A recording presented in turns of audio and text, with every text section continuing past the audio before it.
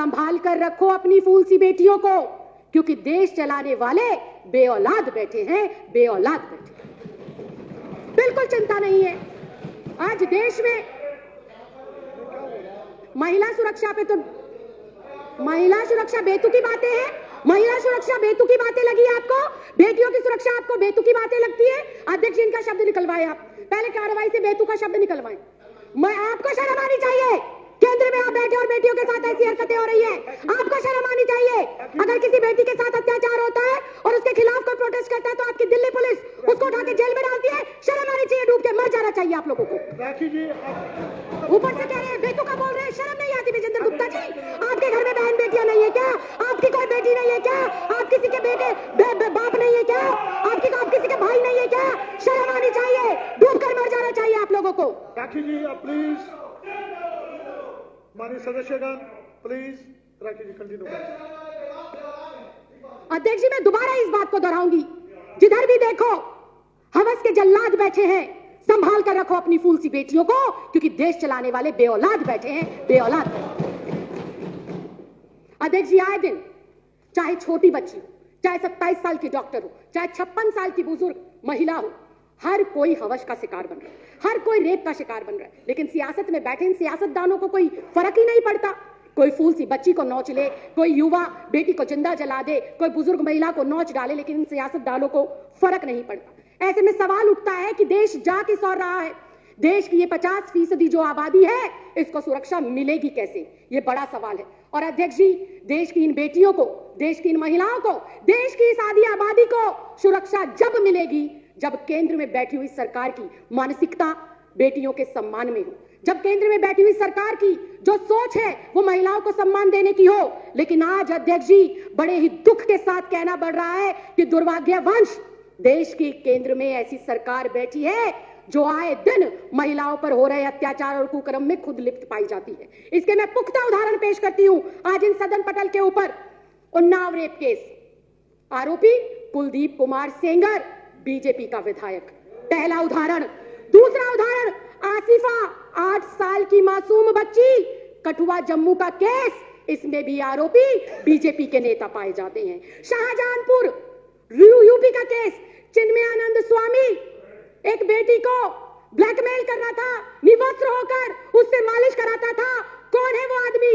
वो है पूर्व गृह राज्य मंत्री बीजेपी की सरकार का। और स्वयं बहुत दुख के साथ कहना चाहती हूं, स्वयं देश के प्रधानमंत्री पाए गए बेटियों की सुरक्षा जो है जासूसी कराते हुए।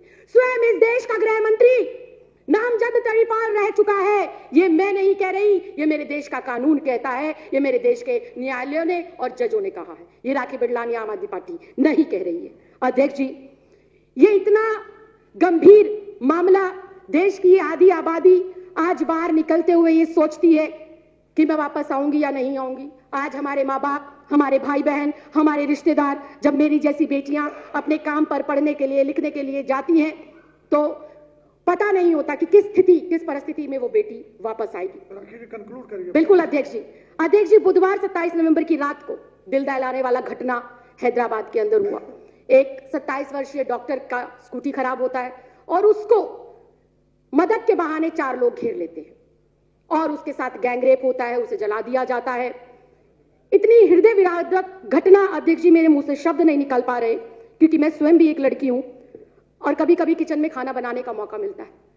गलती से गरम कढ़ाई को छू लेते हैं अध्यक्ष जी, तो अगले 2 दिन तक उंगली दर्द करती है। उस बेटी को जब जलाया गया होगा अध्यक्ष जी, हमारी जैसी बेटियों की आत्मा कैसे आज कुलमुला रही है, आप समझ भी नहीं सकते। और ये सामने बैठे हुए बीजेपी के लोग कहते हैं कि किस तरह की बेहुदगी की जा रही है। अध्यक्ष जी, इसके खिलाफ कोई ना कोई कार्रवाई जरूर होनी चाहिए। और ऐसे में जब दिल्ली के अंदर एक अन्नू नाम की लड़की उसके खिलाफ आवाज बुलंद करती है, अकेली वो अपनी हिम्मत जुटाकर धरना देती है, तो वही केंद्र शासित जो दिल्ली पुलिस है उस बेटी के साथ बर्बरता पूर्व जो है काम करती है, उसको मारती है, पीटती है और जेल में डाल देती है।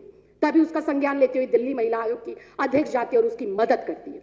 अध्यक्ष जी, कहने को बहुत कुछ है, लेकिन मैं एक बेटी होने के साथ साथ, एक महिला होने के साथ साथ एक महिला जनप्रतिनिधि भी हूं और मुझे नहीं पता कि 7वीं विधानसभा में आने का मुझे मौका मिलेगा या नहीं मिलेगा, लेकिन जितना समय और जितना प्यार जनता ने हमारी सरकार को दिया, मैं आज गर्व से सीना चौड़ा कर कर और अपनी गर्दन को खड़ा कर कर ये कह सकती हूं कि मेरी सरकार ने ना सिर्फ महिला सम्मान के लिए काम किया, बल्कि महिलाओं को सुरक्षित करने में भी बहुत महत्वपूर्ण कदम उन्होंने उठाए हैं।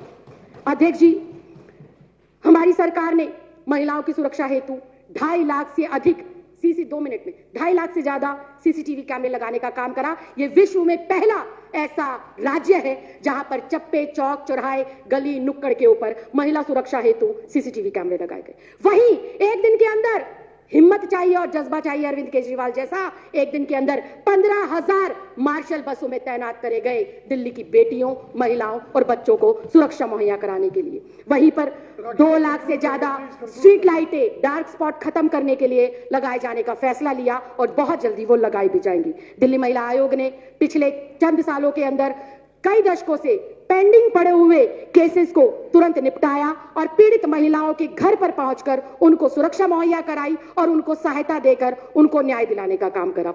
अध्यक्ष जी, मैं अंत में बस इतना ही कहूंगी, अगर नियत है तो सब संभव है। मन में अगर महिलाओं के लिए सम्मान है तो उनकी सुरक्षा भी सुनिश्चित की जा सकती है, उन्हें न्याय भी दिलाया जा सकता है और उनका सशक्तिकरण भी किया जा सकता है। मैं उम्मीद करूंगी कि देश में आज जो स्थिति है वो स्थिति भविष्य में ना हो, इसके लिए आज हर एक बेटी को जागना होगा, हर परिवार के सदस्य को जागना होगा और उखाड़ कर फेंकना होगा ऐसी मानसिकता के नेताओं को जो मानसिकता वो महिलाओं के विरोध में रखते हैं और जो उनकी मानसिकता महिला विरोधी झलकती है। आपने मुझे इस अति महत्वपूर्ण मुद्दे पर बोलने का मौका दिया। बहुत बहुत धन्यवाद, बहुत बहुत आभार।